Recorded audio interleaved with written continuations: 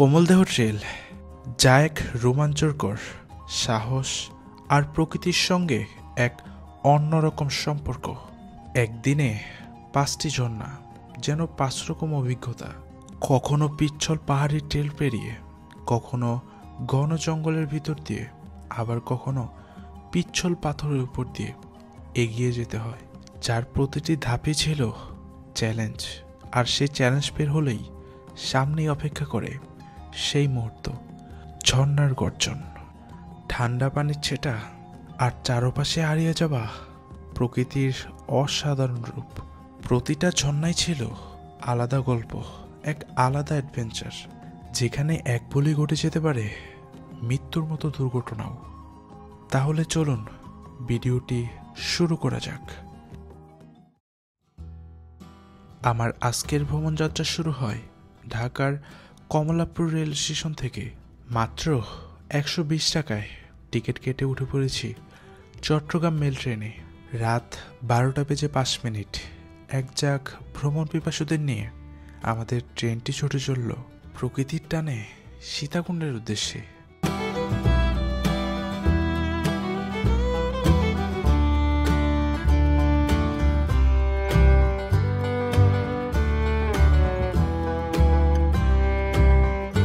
ঘড়িতে সময় সকাল 8টা বেজে 30 মিনিট।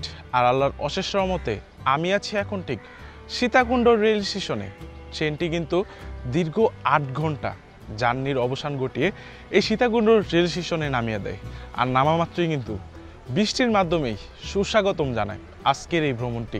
আসলে মেল ট্রেনে বন্ধের দিনগুলোতে অ্যাভয়েড করবেন, আসলে একদমই অ্যাভয়েড করবেন। কজ একই তো, যে আগে টিকিট কাটে, টিকিট তো ছাড়াই অনেকে আসলে আইসা পড়ে, বাট যে আসলে সিট দখল করে সিট আসলে তারই। তো অনেকে দেখা গেছে আসলে দাঁড়ায় আসতে হয়, অনেকেই বন্ধের দিনগুলোতে আসে বাট সিট পায় না, সারাটা রাস্তা দাঁড়ায় দাঁড়ায় আসতে হয়, এটা অনেক হ্যাসেল। তাছাড়া কিন্তু অল্টারনেটিভ আরও অনেকগুলি ওয়ে আছে। আপনারা যদি ঠিক আন্তনগরী ট্রেনে করে আসেন তাহলে কিন্তু ফেনীতেও নামতে পারেন, আবার বাসে করে কিন্তু সরাসরি এই সীতাকুণ্ড কিংবা আজকের যে আমাদের ডেস্টিনেশন রূপসী ঝর্ণা, এই রূপসী ঝর্ণার সামনেও কিন্তু বাসগুলি নামিয়ে দিবে যদি বলে রাখেন। তো এখন যাব ঠিক সকালের নাস্তার জন্য সীতাকুণ্ড বাজারে, যেটি কিনা এই স্টেশনের একদম পাশেই, আর তার পাশেই কিন্তু সীতাকুণ্ড বাস স্ট্যান্ড। সীতাকুণ্ড বাজার থেকে সকালের নাস্তা সেরে আমরা চলে যাই সীতাকুণ্ড বাস স্ট্যান্ডে। আর সেখান থেকেই জনপ্রতি মাত্র 20 টাকার ভাড়ায় একটি লোকাল বাসে করে রওনা দেই আমাদের আজকের গন্তব্য বড় কমলদেহ ট্রেলের উদ্দেশ্যে। জনপ্রতি মাত্র 20 টাকায় বাসে করে চলে আসলাম বড় তাকুয়া বাজার সংলগ্ন এই যে রূপসী ঝর্ণার ব্যানারটির সামনে। আর এখান থেকে কিন্তু আসলে বড় কমলদেহ যে ট্রেলটা আছে মূলত এখান থেকে এই রুটটা দিয়ে যায়। আর বাসে কিন্তু আমাকে ওই যে ওই পাশে নামিয়ে দিছে। আপনারা ঢাকা, চট্টগ্রাম কিংবা শহরের যে কোনো প্রান্তি থেকে আসুন, যদি বাসে করে আসেন অবশ্যই বাস ম্যানেজারদের আগে থেকেই বলে রাখুন যেন এই যে রূপসী যে ঝর্ণার গেটটি আছে এই জায়গায় নামিয়ে দেয়। এটা কিন্তু হাইওয়ে রোড। আর এই যে এই জায়গায় আসলেই কিন্তু এরকম ব্যানার দেখতে পারবেন। আর এই জায়গায় মাঝে মধ্যে গাড়ি থাকে, যে গাড়িতে করে একদম ট্রেনের সামনে পর্যন্ত যেতে পারবেন। আর 5 থেকে 4 মিনিটের মতো হাঁটলে আসলে যে রেলওয়ে যে গেটটা আছে ওই গেটটা পর্যন্তই নিয়ে যায়। তারপর সামনে গেলে টিকিট কাউন্টার, আর ওই জায়গা থেকে টিকিট কেটে রূপসী ঝর্ণাতে, মেন কমলদেহ ঝর্ণাতে যাওয়া যায়।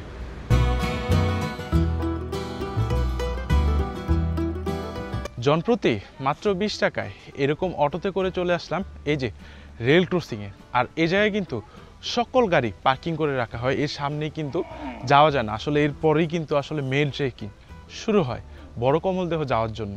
আর যে সামনেই কিন্তু খাবারের হোটেলগুলি প্লাস যে এন্ট্রি ফি সকল কিছুই সামনে দেখা যাচ্ছে। তো এই সোজা পট্টি ধরেই এখন আগাবো আজকের যে মেন ডেস্টিনেশন বড় কমলদেহ যাওয়ার জন্য। রেল ক্রসিংটা পার হয়ে সোজা চলে আসলাম। আর চোখের সামনে কিন্তু এই যে রূপসী ঝর্ণাতে ঢুকতে হলে জনপ্রতি 20 টাকা করে এন্ট্রি ফি দিয়ে তারপর ঢুকতে হবে। আর এ জায়গার সামনেই কিন্তু রয়েছে এরকম দোকান যেখানে দুপুরের লাঞ্চের জন্য যদি অর্ডার দিয়ে যান, যেটা আমরা করেছি আর কি, দুপুরের লাঞ্চের অর্ডার দিয়ে গেছি। আর এই জন্য কিন্তু ব্যাগ যাবতীয় জিনিসপত্র যেগুলি লাগবে না আসলে সেগুলি কিন্তু দিয়ে গেছি, এই জন্য কিন্তু কোনো টাকা গুনতে হয় না। আর দুপুরের লাঞ্চের জন্য কিন্তু একটা সম্পূর্ণ প্যাকেজই রয়েছে, যে প্যাকেজের মধ্যে 150 টাকায় সবজি এগুলি যাওয়ার সময় আসলে রিভিউ দিব কীরকম আসলে স্বাদটা। আর এখান থেকে কিন্তু অ্যাংলাইট থেকে শুরু করে যাবতীয় শর্টস প্যান্ট যেগুলি আর কি লাগবে টুকটাক, এগুলি কিন্তু এই জায়গা থেকেও পেয়ে যাবেন। তো এখন এই যে 20 টাকা দিয়ে এন্ট্রি ফি করে যাব রূপসী ঝরা ঝর্ণা বা বড় কমলদেহ ট্রেলে।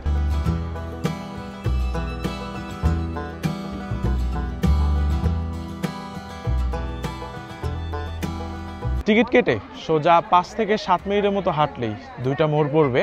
2টা মোড় দিয়ে বামের মোড়টা ধরেই কিন্তু চলে আসলাম। আর সামনে আগতেই এই যে এরকম একটা খাল পড়লো। আর আজকে বৃষ্টি হওয়ার কারণে কিন্তু ওয়ান কাইন্ড অফ ফ্লাডের মতো একদম পানির স্রোতটা কিন্তু প্রচুর। আর এই যে দেখতেই পাচ্ছেন প্রচুর মানুষ কিন্তু এই যে খালটা পার হচ্ছে। আর পানির স্রোতটা কিন্তু অনেক, যদি আরও বেশি বৃষ্টি হতো তাহলে কিন্তু রাস্তায় বন্ধ হয়ে যেত। যদিও বেশি অ্যাডভেঞ্চার, বাট ট্রেকিং পথটা কিন্তু একদমই সিম্পল। 20 মিনিটের মতো লাগবে ট্রেক করে রূপসী ঝরা ঝর্ণাতে যাওয়ার জন্য। আর এই যে এরকম খাল কিন্তু 2 থেকে 4 বারের মতো পড়বে। কখনো আপনি চাইলে উপর পথ দিয়ে ইউজ করতে পারবেন, আবার এরকম খালের মধ্যে দিয়ে ইউজ করতে পারবেন। আর একটা বিষয় জেনে রাখা ভালো, এরকম খালের মধ্যে অপোজিট সাইডে ভর দিতে হবে। যখন স্রোতের সাথে সাথে ভর দেবেন তখনও কিন্তু পা ফোসকানের কিংবা স্রোতের সাথে সাথে চলে যাওয়ার পসিবিলিটি থাকে অনেক।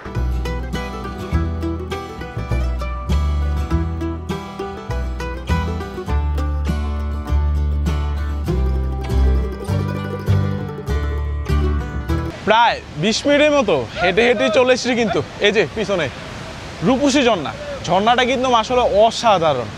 আর আজকে প্রচুর বৃষ্টিপাত হচ্ছে সে সকাল ধরে, এজন্য কিন্তু ঝর্ণার পানিটা কিন্তু মিঠা পানির মতো আছে। তাছাড়া কিন্তু অন্যান্য সময় কিন্তু সাদা নয়তোবা নীল রঙের ধারণ করে। আর আজকের যে ট্রেকিং, যে ঝর্ণাগুলি, সকল ঝর্ণা কিন্তু আসলে এই যে রূপসী ঝর্ণার উপরে একদম যে কমলদেহ ট্রেল, বড় কমলদেহ ট্রেল, এ জায়গায় কিন্তু আসলে অগণিত ঝর্ণা রয়েছে। সকল কিছুই কিন্তু এই যে রূপসী ঝর্ণার উপরে যেতে হবে। আর এ জায়গায় কিন্তু উপরে ওঠার সময় অবশ্যই সতর্কমূলকভাবে উঠতে হবে। কজ এই বছরেরই ঠিক জুন মাসের শুরুর দিকেই কিন্তু দুইজন পর্যটক নিহত হয়েছে এই রূপসী ঝর্ণার উপরের যে দ্বিতীয় স্টেপটিতে। তো এখন এই যে রূপসী ঝর্ণার এদিক দিয়ে হয়ে লেয়ার বেয়ে বেয়ে সিস্টেমেটিকভাবে দুইভাবেও যাওয়া যায়। একটি হচ্ছে পাহাড়ের যে রশিগুলি ধরে ধরে এভাবেও যাওয়া যাবে, আবার যাওয়া যাবে এই ঝর্ণার যে পানির স্রোতগুলি আসছে এই স্রোতগুলি পার হয়ে ঝর্ণার উপর দিয়ে কিন্তু যাওয়া যায় উপরে। ওই যে পাশেই ঝর্ণাটা, আর ঝর্ণার উপরে উঠতে হলে কিন্তু এই যে রশি বেয়ে বেয়ে এরকম ট্রেকিং করে করে উপরে উঠতে হয়। আর বৃষ্টির সময় যে পাহাড়ি পিচ্ছল, এই যে ওঠার সময় কিন্তু প্রচুর রিস্ক থাকে। ওই যে সামনেই ছিল রূপসী ঝর্ণা। আর এই যে যাকে বলা হয় মৃত্যুকূপ, প্রতি বছর একজন না একজন পর্যটক এইখান থেকে পড়ে মৃত্যুবরণ করে। আসলে এগুলি বলার মতো কি বলবো। আর এই বছরও ঠিক জুনের 20 থেকে 12 এগুলির মধ্যে হবে, জুনের ফার্স্টের দিক দিয়েই এখান থেকে পড়ে একজন পর্যটক মৃত্যুবরণ করে। আর এই জন্য কিন্তু এই যে লেখা আছে রূপসী ঝর্ণার সামনে মৃত্যুকূপ, প্রবেশ নিষেধ। এই জায়গায় আসলে যারাই আসেন খুব কেয়ারফুলিভাবে আসবেন। এদিক দিয়ে আসলে যেতে হয়, বাট এদিক দিয়ে আসলে ইজিলি যাওয়া যায়। বাট এটার সামনে আমি ভাই মনে করি না যাওয়া লাগে, দেখলেই ভাই একটু অন্যরকম লাগে, কি ডেঞ্জারাস একদম স্রোতগুলি। রূপসী ঝর্ণার উপরে উঠার পরে কিন্তু শুরু হয়ে গেল আমাদের বড় কমলদেহ ট্রেল। আসলে রূপসী ঝর্ণার উপরের যে ঝর্ণাগুলি আছে, যে ছাগলকান্দা, পাথরভাঙ্গা, ছাগলকান্দা 2, এগুলি মূলত হচ্ছে বড় কমলদেহর ট্রেলের মাধ্যমে যেতে হবে। যা এখন যাব প্রথমে ঠিক ছাগলকান্দা ঝর্ণা, যেটা কি না আসলে এখান থেকে পার হয়ে যেতে সময় লাগবে আনুমানিক 40 মিনিটের মতো। আর বর্ষাকালীন যে সময়টা, আসলে ঝিরির যে সৌন্দর্যটা আসলে এটা কিন্তু ফুটে উঠেছে, তেমনটাই কিন্তু আসলে বিপজ্জনকও। বিকজ এখন কিন্তু প্রচুর পানির পরিমাণ অনেক বৃদ্ধি পেয়েছে। আর এখন বোঝাই যাচ্ছে না যে আসলে সামনে কি যে ঘুম রয়েছে নাকি সমতলের মতো। এটা খুবই টাফ আসলে। এখন কিন্তু অনেক পানি বৃদ্ধি হয়ে গেছে জাস্ট বৃষ্টির জন্য। তাছাড়া কিন্তু নর্মালি এত স্রোত থাকে না, খুব কমই থাকে। আমি যদিও 2024 আরেকবার আসছিলাম, তখন আসলে এত পানি দেখিনি।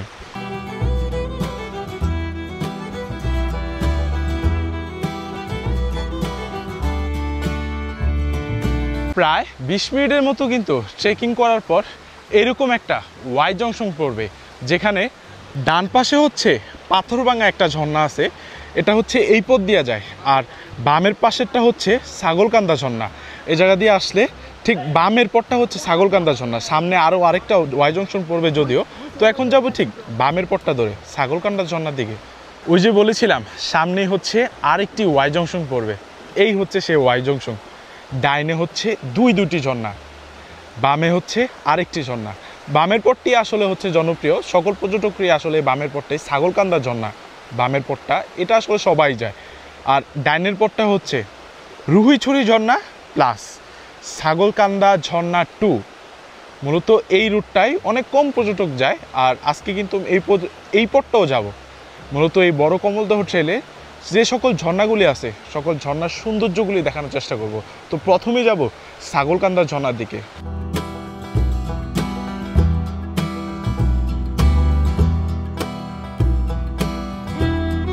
চলে এসেছি দিনের দ্বিতীয় নাম্বার ঝর্ণা, ঠিক ছাগলকান্দা ঝর্ণাটিতে।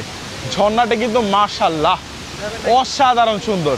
আজকে কিন্তু যে প্রচুর প্রচুর প্রাণী এই ছাগলকান্দা ঝর্ণাটা, আর যে প্রতিফলিত ধ্বনি এটা অনুভব করার মতো। আর এই ছাগলকান্দা ঝর্ণাটা কিন্তু যারা কমলদহ বড় কমলদহ ট্রেলটা করে সবাই কিন্তু এই ছাগলকান্দা ঝর্ণা পর্যন্তই আসে। বাট আজকে আরও অনেকগুলি ঝর্ণা দেখাবো ইনশাল্লাহ আপনাদের।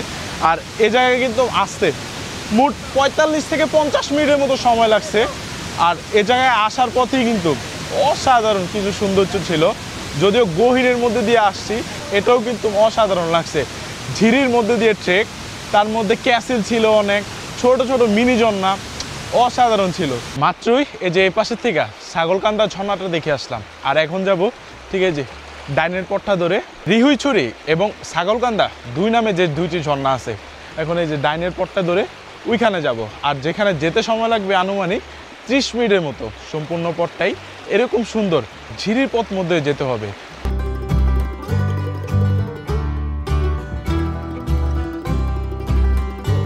রিহুইছড়ি এবং ছাগলকান্দা 2 নাম্বার যে ঝর্ণাটি যাওয়ার সময় কিন্তু এরকম একটা অ্যামেজিং ঝর্ণা পড়বে। আর যদিও এটা সুন্দর কিন্তু এটার উপর দিয়ে আসলে যাওয়া লাগছে। আর এটাই হচ্ছে আসল মজা। আসলে এটা অনেক অ্যাডভেঞ্চার করতে হয়, পাথরের মধ্যে দিয়ে পিছলানোর সম্ভাবনা অনেকটাই রয়েছে, নাইগা কোনো দড়ি, অনেক রিস্কি ভাবে এটার উপরে উঠতে হবে। আর এটার উপরে উঠলে কিন্তু দুইটি ঝর্ণা দেখতে পারবেন, ঠিক রিহুইছড়ি ঝর্ণা এবং ছাগলকান্দা 2 ঝর্ণা, যেটা কিনা একদম হিডেন প্লেসে অনেক কম যায় যারা এই বড় কমলদহ ট্রেলটা করে। এই যে এরকম পথ, আর যদি আল্লাহ না করুক পিছল কাটলেই সোজা নিচে। যাক, অনেক সুন্দর একটা অ্যাডভেঞ্চার পথ। আর এটার সামনেই কিন্তু তার থেকেও বেশি সুন্দর সুন্দর জিনিস দেখতে পারবো। এই যে দেখতে মাশাআল্লাহ। মাত্র যে ঝর্ণাটি ক্রস করে আসলাম 3 নাম্বার ঝর্ণাটি, আসলে বলতে গেলে ডাইনি কিন্তু আরেকটা ঝর্ণা, ওয়াই জংশন পড়ে গেছে, বাই কিন্তু আবার আরেকটি ঝর্ণা। ডাইনের পথ ধরে ছাগলকান্দা 2 ঝর্ণার দিকে এগোতে থাকলাম। আর পথেই দেখা মিলল ঝিরির অপূর্ব সৌন্দর্য, নীরব নির্জন এক পথ, ছোট ছোট ঝর্ণা আর ক্যাসকেড, সাথে পাখির কিচিরমিচির শব্দ। এই যেন মনে হচ্ছিল ক্লান্তি মানেই শান্তি। চলে এসেছি এই বড় কমলদহ ট্রেলের সবচেয়ে সুন্দর এবং চোখ ধাঁধানো ঝর্ণা। আসলে অসাধারণ। ঝর্ণাটি যেরকমটা বড় সেরকমটা কিন্তু প্রাণীর স্রোত। আর এ জায়গায় আমি কিন্তু আগেও বলেছিলাম এই দুইটা ঝর্ণাতে মানুষ খুব কমই আসে। এই জায়গায় কিন্তু আজকে একজনও পর্যটক নেই, জাস্ট আমরা 2 জনে আসছি। অনেক উপর থেকে কিন্তু পানি পড়তেছে, পানি পড়ে একদম লেয়ার লেয়ার বেয়ে বেয়ে নিচে যাচ্ছে, অনেক বড় মাশাআল্লাহ।